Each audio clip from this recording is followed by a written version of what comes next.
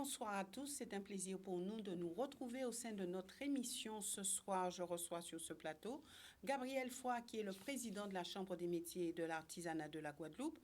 Avec lui, bien sûr, nous parlerons de cette chambre qui rencontre aujourd'hui quelques difficultés et nous aurons à comprendre ce qui se passe réellement et surtout à peut-être identifier quelles sont les issues ou quelle issue à ce problème à la Chambre des métiers et de l'artisanat. Gabriel Foy, bonsoir et merci d'être avec nous sur ce plateau. Alors, permettez que je puisse vous poser cette question. Comment vous portez-vous intérieurement, émotionnellement, après tous ces soubresauts au niveau de la Chambre de métier? Alors, tout d'abord, bonsoir les téléspectateurs de Canal 10, bonsoir les artisans et bonsoir à vous, Yves Brasset. Et j'envoie un coucou plus particulier aux îles du Sud, les Saintes. Vous savez, je suis serein, je suis en pleine forme, je suis quelqu'un de très calme, donc ça va, sans problème, ça va, j'ai pas de soucis. Avant de démarrer, j'aimerais tout d'abord m'excuser auprès des apprentis qui fréquentent la Chambre des métiers, m'excuser auprès des parents des apprentis, m'excuser auprès du personnel. La Chambre des métiers a 80 employés en contrat, même des prestataires, plus les salariés qui sont à la Chambre. J'aimerais m'excuser auprès d'eux. J'aimerais aussi m'excuser auprès des professionnels qui viennent en formation à la Chambre des métiers. J'aimerais m'excuser, pour finir, auprès des artisans par rapport aux soubresauts de la Chambre des métiers et surtout aux attitudes inadmissibles de 9 agents de la Chambre des métiers, surtout des formateurs de la partie CFA. Je dis bien de la partie CFA et non pas de l'administration. Ah oui, parce que ce qui avait été dit, c'est qu'il y avait un blocage de l'administratif. Oui, mais vous savez, vous avez des caméras, vous avez la presse. Allez faire un tour sur les sites, vous verrez, il y a 6 par là, il y a 2 à Basse-Terre, et ils font le va-et-vient entre le fief, le siège de l'URMA, d'accord, et l'URMA même a démarré. Donc, vous savez, c'est toujours la même chose, mais quand on est téléguidé, quand on est politisé, et c'est une grève qui est encore politisée, et c'est vraiment dommage, c'est vraiment, vraiment dommage. Donc, je tenais à m'excuser auprès de toutes ces personnes qui, chaque matin, viennent à la Chambre des métiers pour être formés, nos jeunes. Chaque matin, les taxiteurs qui étaient justement en formation pour préparer leur examen n'ont pas pu le faire hier et aujourd'hui. Donc, je m'excuse auprès d'eux, en tant que président de Chambre des métiers, je m'excuse auprès d'eux par rapport à ces inconvénients et à ces comportements inappropriés et inadmissibles de ces agents. Alors, dites-nous, que vous reproche-t-on concrètement? Vous savez, toujours les mêmes choses. S'il faut faire l'historique, il aurait fallu 2 heures, 3 heures d'émission. Mais je parlerai en toute transparence parce que je n'ai rien à cacher. Et je dirais même aux artisans ou même aux organisations professionnelles, s'ils veulent des dossiers de la Chambre des métiers, je n'ai aucun problème là-dessus. Je peux leur donner et leur dire tout ce qui se passe à la Chambre des métiers. Très clairement. Je ne suis pas venu pour cacher quoi que ce soit. Il faut dire la vérité. Il y a eu un protocole d'accord qui a été signé le 27 septembre 2019, où l'ancien président avait déjà reçu son courrier de révocation le 23 septembre. Donc il a signé en toute connaissance de cause, d'accord, des choses qu'il savait très bien qui ne pouvaient pas être appliquées. Donc depuis mon arrivée, nous avons rencontré, quand j'ai entendu hier justement, des mensonges, des ragots racontés hier à midi dans l'émission ZCL de Zandronis en disant que oui, le président ne veut pas de paix sociale ou le président ne veut pas rencontrer. Je les ai rencontrés 5 fois. Et à chaque fois, nous avons mis entre 2, 3, 4 heures. Ils font des interruptions de réunions, ils vont parler à côté, à gauche, ils reviennent pour intimider. On a fait 5 réunions. Est-ce que vous pensez qu'en une année, ma préoccupation, ce sont les artisans? Et pourtant, nous avons reçu, nous avons écouté, nous sommes tombés d'accord sur plein de points de protocole. Là où ça bloque, c'est sur à peu près 1 point, voire 2 points. Lesquels? Lesquels, c'est tout simplement, au niveau des statuts de Chambre des métiers, les agents me demandent tout simplement, quand un agent arrive à la Chambre des métiers, on ne doit pas le faire passer au mérite. C'est-à-dire qu'il arrive, tout de suite, il doit passer à l'échelon 3 sans mérite. Ce n'est pas moi qui l'ai inventé, c'est écrit noir sur blanc sur les statuts. Donc, il nous demande à appliquer des choses. Ensuite, il nous demande de l'appliquer juste pour quelques formateurs. Or, aujourd'hui, quand on fait une augmentation, je prends un exemple de salaire, on ne peut pas le faire sur une personne, il faut le faire sur tout l'ensemble du CFA. Et ça a un coût énorme pour cette chambre. Vous avez fait le coût?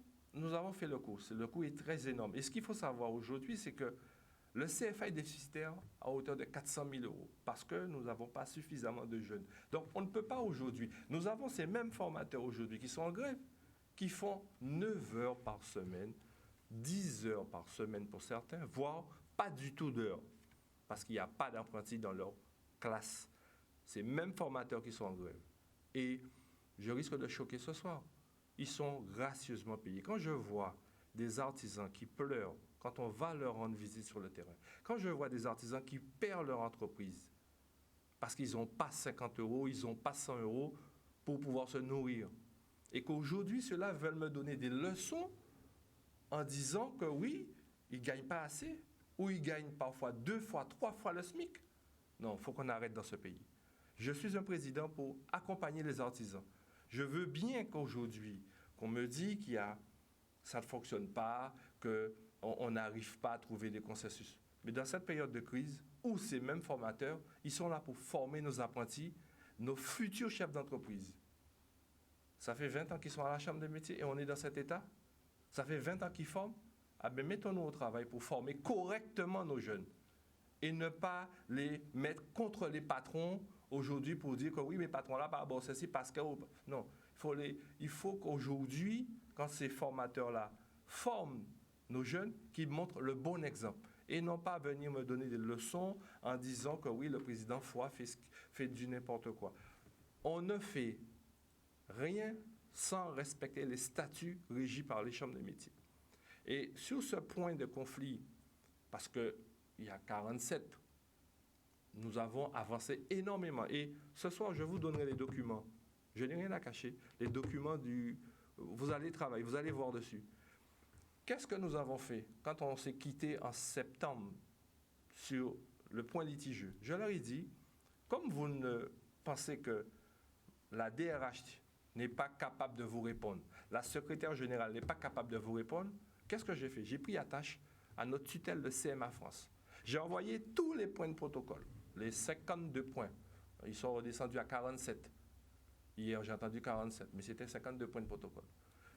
J'ai tout envoyé à CMA France, qui l'ont décortiqué pendant 2 mois, juillet, août. Et j'ai envoyé exactement le transfert de la responsable de CMA France, qui est assermentée, qui est habilitée pour répondre. Elle leur a dit, voilà, rien à signaler, rien à signaler. Sur plus des 3/4 des protocoles, ils ont dit rien à signaler. Et là où ça a buté, c'est sur les fameux problématiques où on rencontrait. Je leur ai fait part du résultat. Ils n'ont pas été d'accord. Qu'est-ce que j'ai fait encore? J'ai pris un avocat guadeloupéen, quelqu'un très connu, je ne suis pas là pour nommer le nom, qui est très connu aussi, qui a pignon sur rue.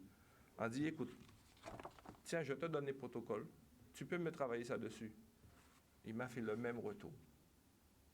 Ils n'étaient pas encore satisfaits. Et qu'est-ce que j'ai fait? J'ai fini par dire, écoutez, vous n'êtes pas satisfait? Mais dans ces cas-là, je vais demander, parce que comme ils l'ont demandé aussi un moment, je vais demander à ce qu'il y ait une mission qui descende. Comme c'est comme ça, nous on met ça. Nous on met qu'ils sont sortis d'extérieur, viennent dire nous ça pour nous faire le plus souvent. Nous avons dit tout le temps, oui, mais il ne faut pas. J'ai appelé la tutelle, le président Joël Fourny. J'ai dit, écoute, voilà, j'ai un souci. Est-ce que vous pouvez m'envoyer une commission pour régler un problème qui date de 2017. 2017. Ça ne date pas d'avant-hier, hein, ça date depuis 2017, voire même, je dirais, au-delà, où des carrières des agents, soi-disant, sont en stand-by, etc. Pas de souci. Qu'est-ce que j'ai fait? Le président Fourny m'a dit, OK, on programme, la mission doit venir, il devait venir au mois de novembre. Mais avec le Covid, d'accord, il ne pouvait pas voyager parce que CMA France ne voulait pas prendre de risques. Donc, ils nous ont dit très clairement, une fois que ça va diminuer un petit peu sur la métropole, on enverra la mission en Guadeloupe à partir du mois de décembre pour rencontrer les syndicats, pour travailler sur tous les points du protocole où ça bute. Mais ça ne bute pas depuis 2019, ça bute depuis des années. Donc, ce qui fait qu'aujourd'hui, ils ont même revendiqué le fait qu'on ait nommé un de nos directeurs, ils contestent le directeur. J'ai dit, mais attendez, pourquoi vous contestez? Surtout, je n'ai pas pris quelqu'un parce qu'on connaît lui, on mettait Yababra. Moi, je leur ai dit, non, je ne fonctionne pas comme ça. Il y avait un poste qui arrivait, qui était vacant. Et c'est celui qui était là hier, dans l'émission des ZCL, c'est lui qui était l'ancien directeur. Il était le bras droit de l'ancien président. Donc c'est tout à fait normal qu'il vocifère, qu'il n'est pas content, parce que je leur ai dit, pour pouvoir prendre la direction de la formation, il faut faire un appel d'offres. On a fait un appel d'offres en interne. J'aurais pu très bien le mettre sur le réseau France, parce que c'est légal. Et en TFA Blanc-Desson, quand tout bien intérêt peut être réglé. Je ne sais pas, je pose la question. On a fait une demande, une évolution interne. Il y a eu 4 candidats. Et les 4 candidats qui se sont positionnés pour le poste de directeur de la formation, dont le délégué syndical qui ne s'est même pas présenté d'ailleurs, d'accord, la commission qui a choisi, ce sont des élus, je n'étais même pas présent, ce sont des élus, c'est la diète et c'est la région. Parce que j'ai voulu, pour la formation, que ça soit neutre, pour qu'on ne dise pas que c'est un mouna un tel, mouna un tel. J'ai voulu être transparent, je n'ai même pas pris parti du vote, d'accord? Et tout simplement, la diète nous a accompagnés, M. de Guyane, M. Amorin de la région, et les élus qui étaient autour ont validé ce choix-là. Même ça qu'ils contestent, vous voyez? Donc, un noir a été joué, un noir a été signé. Je le redis encore une fois, cette grève est politisée. Parce que quand je vois les élus, les élus de l'opposition venir sur le petit piquet de grève, je dis le petit parce qu'ils sont à 6 au Rézé, qui viennent dire « ouais, il faut s'occuper, c'est bon hein », et qui font des réunions en catimini en semaine pour savoir comment on va contrecarrer Foix, comment on va bloquer la Chambre des métiers. On ne me bloque pas, moi. Donc pourquoi vous dérangez Gabriel Foix? Vous savez pourquoi? Parce que avec 10 personnes, et je remercie les élus qui m'ont toujours soutenu, parce que depuis le 7 novembre 2019, ils l'ont très clairement dit, hein, où les gens travaillent Foix. Et je l'avais dit au préfet, l'ancien préfet. Je leur avais dit que je prends le risque d'être président de cette chambre, mais on aura toujours des difficultés parce qu'ils ne voudront jamais travailler. Ce n'est pas pour moi qu'ils le font. Je leur ai dit, travaillez pour les artisans qui vous ont nommé depuis 4 ans que cette chambre. On est la risée de la métropole parce que chaque année, il y a un président qui arrive et qui fait des choses et qui change la donne.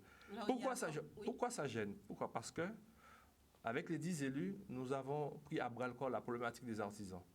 J'ai dit aux agents maintenant, on ne reste pas dans les bureaux, on va sur le terrain, on va aller à la rencontre des artisans. Mais le travail ne peut pas déranger. Vous savez, quand il y a une réussite, quand ça fonctionne, et c'est pour ça que je remercie Canal 10, parce que depuis le début, quand je suis venu vous voir, je l'ai dit, j'ai dit, il faut qu'il y ait de la visibilité, il faut qu'il y ait de la communication, il faut que l'artisan, le monde artisanal doit être respecté, doit être mis sur un piédestal.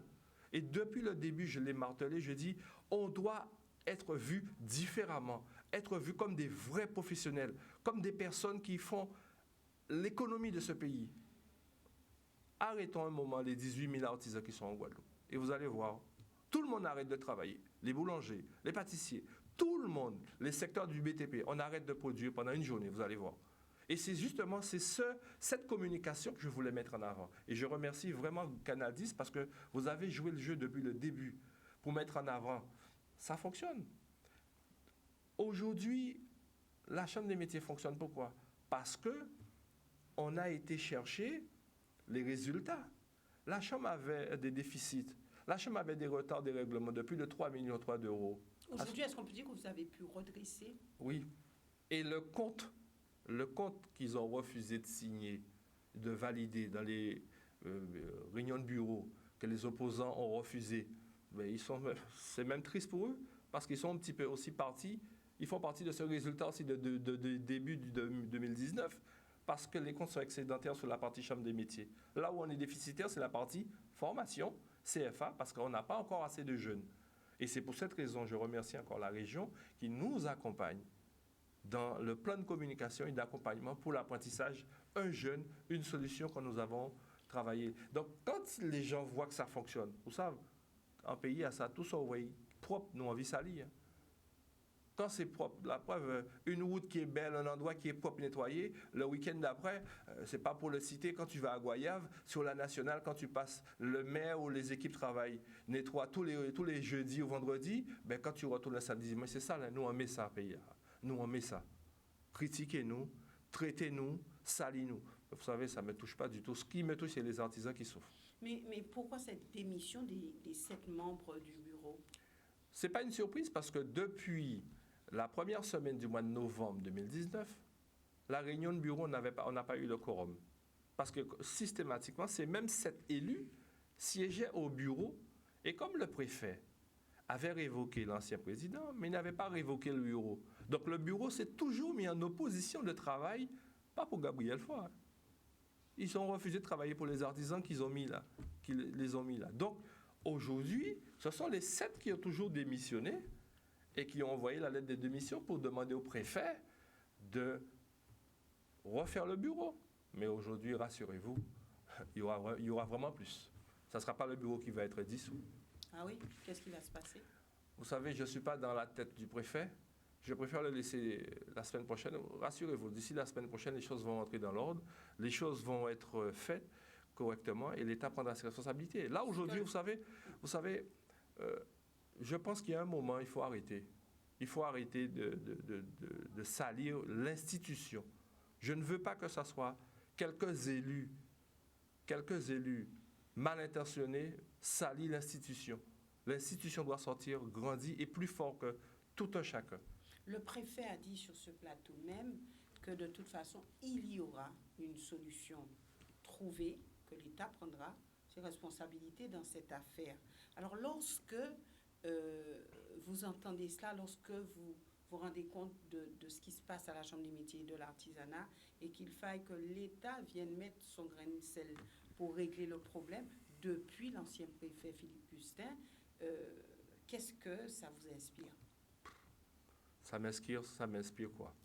De tristesse, incompréhension. Ça m'inspire quoi d'autre? Irresponsabilité de certains. Ça m'inspire encore une fois qu'on me parle souvent que nous devons travailler ensemble, nous devons fédérer ensemble. Ce n'est qu'un mot. Par contre, les actes, on ne le fait pas.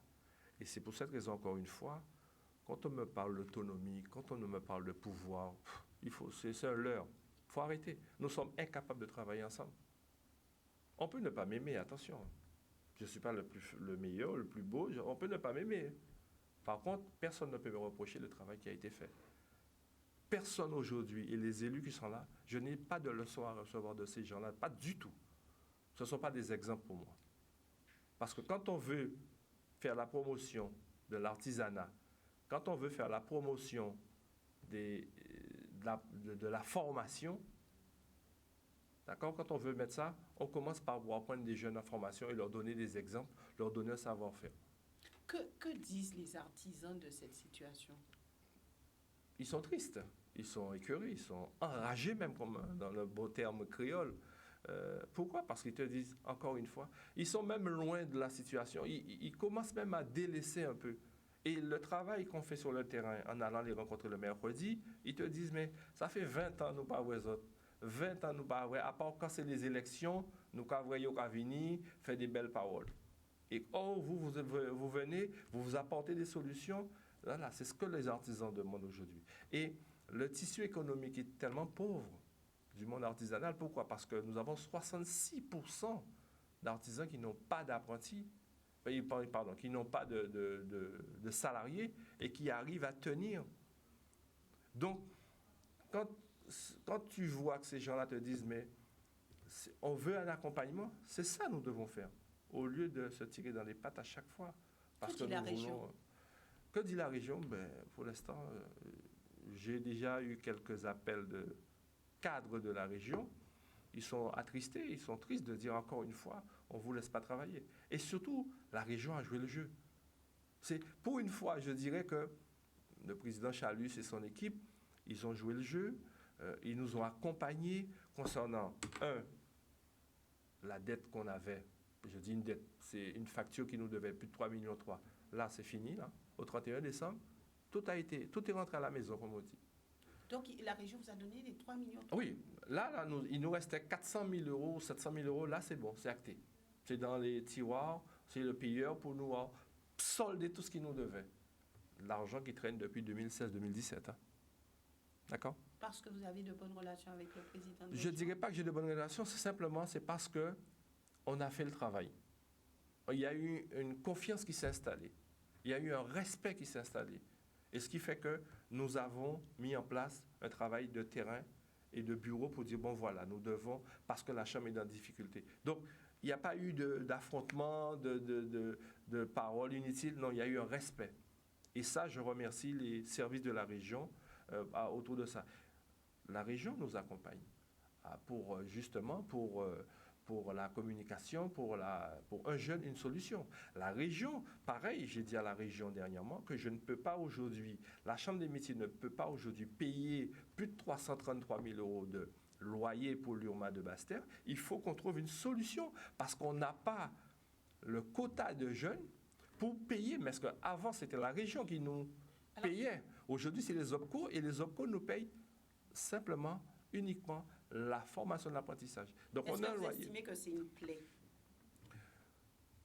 S'il faut parler en tant de chef d'entreprise, oui, c'est une plaie. Mais par contre, c'est un très bon outil. C'est vraiment un bon outil de travail. Qu'est-ce qu'il faut faire avec cet outil? Il faut simplement le faire travailler correctement.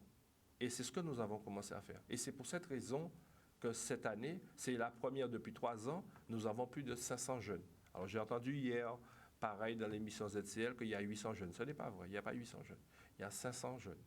Exactement, il y a 513 apprentis. D'accord? Et nous avons aujourd'hui 40 apprenants. Ça veut dire que c'est des jeunes qui sont en attente de maîtres d'apprentissage d'entreprise pour continuer leur formation. Donc, il faut justement cet outil le faire travailler.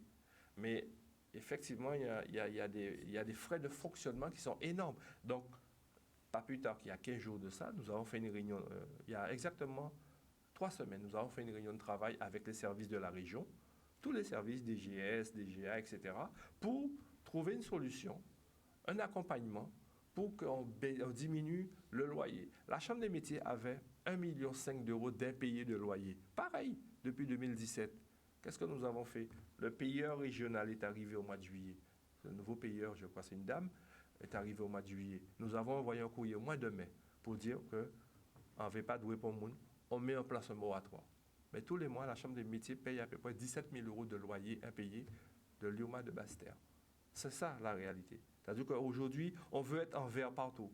La Chambre des métiers, pareil, depuis plus de, exactement, je dirais, ça fait près de 7-8 ans que la Chambre des métiers vivait sur un découvert d'1,8 million. S'il faut dire les vérités, on va le dire. 1,8 million. 1,8 million de découvert à une banque. De 1,5 million à 1,8 million de découvert. Pourquoi c'est 1,8 million de découvert? Mais parce que vous savez, la partie formation vivait souvent sur des découvertes pour payer la formation, pour payer pas mal de choses. Donc, en arrivant, j'ai dit, écoutez, maintenant, on arrête. On ne va pas vivre à crédit pendant des années. On a diminué à 800 000 euros. Et le banquier nous a dit, mais c'est une première, ça fait longtemps qu'on n'a pas vu le compte de la Chambre des métiers, créditeur, pendant 5-6 mois. Alors comment faites-vous? Quelle est votre recette? La recette, c'est simplement des mesures drastiques. On arrête les gabegies, on arrête des dépenses inutiles. Qu'est-ce qui était? Alors donnez-nous quelques exemples de dépenses inutiles. Alors, je prends un exemple. Il y a des services de transport, par exemple, quand tu vois que sur un appel d'offres, tu vois, je prends un exemple, sur 60 000 euros, tu payes 60 000 euros et qu'à côté, tu pouvais faire 20 000 euros, 30 000 euros d'économie. Quand tu vois de la location à l'année, je prends un exemple, j'ai envie d'un écran, j'ai un écran plat à 1 000 euros, mais j'ai un autre à côté pareil parce que c'est Samsung, pour ne pas faire de la publicité, mais c'est Samsung. À côté, c'est Nokia, mais ça me coûte 300 euros. C'est là où on a pu faire des économies. D'accord? Il n'y a pas de petite économie. Donc, nous avons fait des économies. Il y avait des achats inutiles? Je ne dirais pas des achats inutiles, mais peut-être des achats pas trop réfléchis. Il fallait vraiment recentrer les choses. Le Covid nous a aidés aussi à pouvoir ne pas dépenser inutilement, comme on dit. Donc, on a pu faire des économies de bout de chandelle et ça nous a permis d'être aussi un créditeur. Et il ne faut pas se voiler la face aussi. La région nous a accompagnés pour enfouir les caisses en nous octroyant aussi l'accompagnement, les aides qu'ils nous devaient. Donc, c'est un ensemble de choses qui a fait que nous avons amené notre politique et aussi les agents étaient consciencieux. Et c'est pour ça que je les remercie ce soir parce que dans cette chambre, que ce soit dans le développement économique et que ce soit sur la partie formation, nous avons des agents formidables. Cette chambre a des agents formidables. Est-ce que vous avez quand même le sentiment, en tant que président, que vous êtes un homme seul? Vous savez, je ne dirais pas que j'ai toujours été seul. Vous savez, j'ai une famille, j'ai des élus qui m'accompagnent. Aujourd'hui, je ne suis pas seul.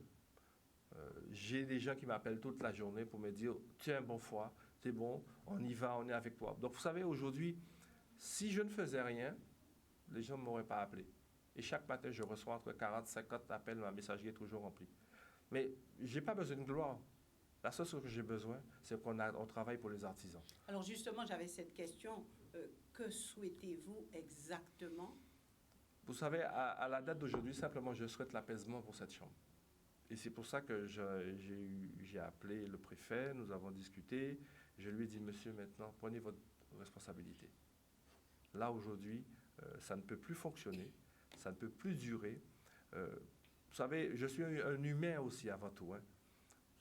Pas plus tard, tout à l'heure, j'avais ma mère au téléphone, elle a 74 ans, je la salue, à terre de bas, et elle me disait, mais quand on a merdé au fait là, dans BTSA, on y entreprise toute la journée quand on a au téléphone. Si ce n'est pas la radio, c'est la télé. Toute la journée. Quand on a merdé au fait, on dit, tu sais, maman, quand c'est un homme public, tu prendras des coups.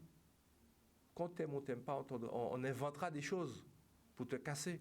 Donc, parfois, je me dis, parfois qu'elle a raison, mais c'est une maman, elle restera toujours une maman, vous savez, c'est comme ça. Donc, sincèrement, j'ai dit au préfet... Ça vous peine? Ça me peine, oui, parfois, parce que je me dis, j'ai envie de faire évoluer ce pays. À l'artisanat, on est une puissance, on est à plus de 18 000 artisans. Ensemble, on est fort. Mais il y aura toujours des gens pour briser, pour casser. Ça existera toujours. Mais c'est vrai que, comme je l'ai dit au préfet, j'ai dit maintenant, prenez vos responsabilités. Mettez un haut là dans ça. D'accord? C'est une institution publique. L'État doit prendre ses responsabilités maintenant. Trop, c'est trop. Alors, ce haut-là, ça peut être une élection qui sera refaite? Non, mais il n'y aura pas d'élection. Je vous rassure, il n'y aura pas d'élection. Il ne faut pas se leurrer. À moins d'un an des élections de l'année prochaine, j'ai reçu un courrier du ministre et du ministre de l'économie et du ministre des TPE, M. Griset. Les élections, c'est l'année prochaine. Donc, il y aura simplement peut-être, je ne sais pas ce que le préfet va décider, mais il soit une commission, ou je ne sais pas. Sincèrement, je ne sais pas, je ne suis pas dans les petits papiers du préfet, mais sachez qu'il y aura une décision qui va être prise dès la semaine prochaine pour arrêter cette gabegie, pour arrêter ces comportements inadmissibles. Si on peut se projeter à l'année prochaine avec tout ce qui se passe, est-ce que vous aurez encore le courage de vous présenter à cette élection l'année prochaine? Sincèrement, je ne sais pas. Vous savez, j'ai d'autres ambitions professionnelles. J'ai d'autres ambitions. C'est le Covid qui nous a un petit peu ralenti parce qu'on avait d'autres projets à l'étranger. Donc, sincèrement, aujourd'hui, là, c'est vraiment pas ma tasse de thé.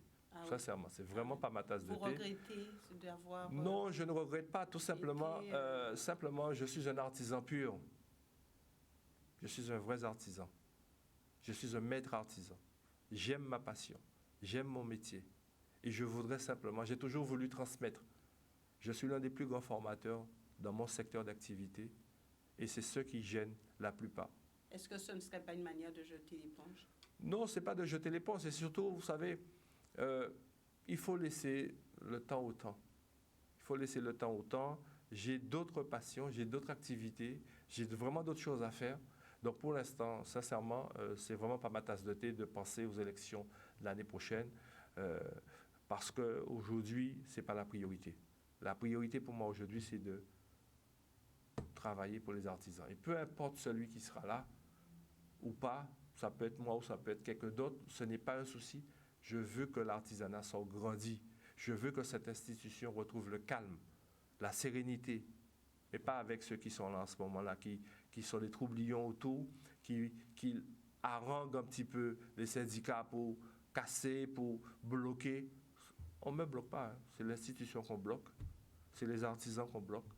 Et c'est pour cette raison, encore une fois, en allant sur le terrain, aller voir les artisans qui ont eu pas des dégradations, ils ont eu un souci par rapport aux intempéries, mais je les rassure ce soir, ben, c'est ma France avec l'État nous a octroyé des fonds de calamité nationale.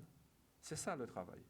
C'est ça là aujourd'hui. On nous a octroyé à peu près 30 000 euros, d'accord, pour les sinistrés du gosier, pour les sinistrés des abîmes. Je crois qu'il y a aussi quelques sinistrés, je ne sais pas pour le Cap-Esther, mais je crois que c'est les abîmes et Mandalo. C'est ça ma préoccupation aujourd'hui. Ce n'est pas de répondre à des choses qui sont futiles. Aujourd'hui, c'est de répondre aux artisans qui attendent de la Chambre des métiers, voilà, des résultats. Alors, il nous reste très peu de temps, voire c'est vrai que ça va très vite. Peu de temps. Vous aurez l'occasion de revenir sur ce plateau et peut-être et certainement dans un autre cadre où les choses pourront être dites peut-être un petit peu plus facilement et aller plus en avant là-dedans. Mais un autre coup dur joue à tradition qui n'aura pas lieu cette année. Alors, un coup dur pour l'artisanat.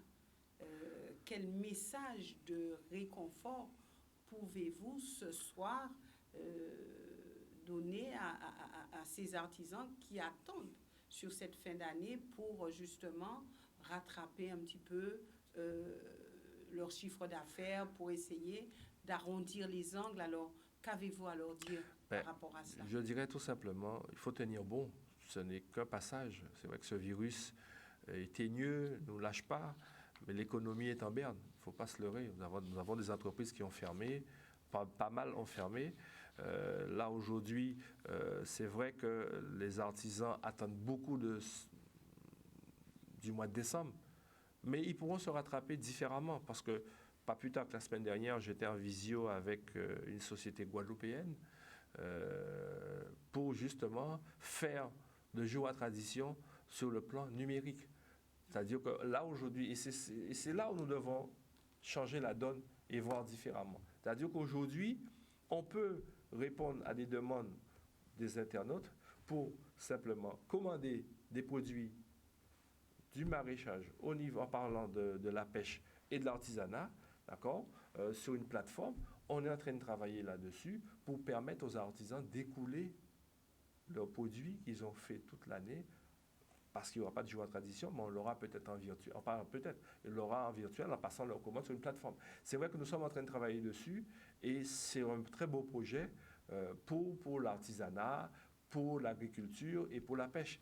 Mais c'est vrai que ce qui a été perdu est bien perdu aujourd'hui, malheureusement.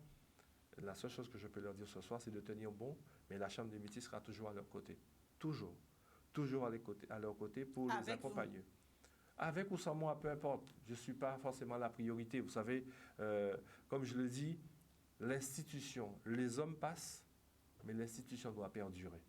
Et dans cette institution, nous avons des agents formidables. Le développement économique, formation, une direction qui travaille, qui sont là pour les artisans.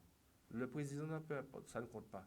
Les élus, nous passons, nous sommes de passage. Par contre, eux, ils sont là pour faire avancer l'institution. Donc, aujourd'hui, sachez qu'ils seront toujours à l'écoute du service de développement économique pour les accompagner. Et c'est vrai que moi, je tire un coup de chapeau ce soir quand même aux agents de cette chambre parce qu'ils ont subi. Ils ont subi parce que plusieurs fois, il y en a qui ont voulu même parfois, je ne dirais pas arriver aux mains, entre les grévistes et les non-grévistes, même dans les couloirs. Un appel à l'apaisement? Oui, c'est-à-dire, il n'y a pas eu de querelle. Mais vous savez, rien que sur les regards, parfois, vous voyez que les gens, parfois, en ont un petit peu marre. Et c'est pour cette raison que je leur tire mon chapeau parce qu'ils ont subi pendant 5 ans, 2016, je dirais, 4 ans aujourd'hui, bientôt 5 ans, ils en ont subi. Et pour rien au monde, je leur tire mon chapeau parce que je leur dis vraiment chapeau. Plusieurs présidents en 4 ans et arriver à travailler, Ça, c'est des vrais professionnels. Ceux-là, je leur tire mon chapeau et ceux-là, je vais les publiciter parce que ce sont l'exemple même des agents qui travaillent pour l'artisanat. Et c'est pour cette raison que quand les artisans vont vers eux, ils trouvent le réconfort d'un accompagnement de la Chambre des métiers. C'est ceux-là qui font la Chambre des métiers. Nous, les élus, nous sommes là, nous sommes des politiques, nous passons. Merci Gabriel Foy d'être venu sur ce plateau. En tout cas, merci, vraiment merci à Canal 10 parce que vous êtes une télévision de terrain, de proximité. Je tenais vraiment à vous remercier ce soir parce que vous avez mis en lumière l'artisanat, ce qui n'avait pas été fait depuis peut-être des années. Et aujourd'hui, des artisans le reconnaissent, ils le disent merci à vous parce que vous avez mis vraiment en lumière des secteurs d'activité, des recoins de la Guadeloupe, des artisans qu'on ne voit pas au grand jour, vous les avez mis au grand jour, vous. En tout cas, chapeau à vous et longue vie à Canal 10. Merci Gabriel Foy, merci aussi à vous téléspectateurs de nous avoir suivis. Nous nous retrouvons donc la semaine prochaine avec d'autres émissions politiques et surtout notre grande, je dirais, et belle émission, Que les choses soient dites, mardi prochain. Donc ne ratez pas ce rendez-vous puisqu'il y aura un thème très intéressant qui sera débattu avec nos invités, mais surtout avec vous qui êtes à la maison. Donc, excellent week-end et à la semaine prochaine.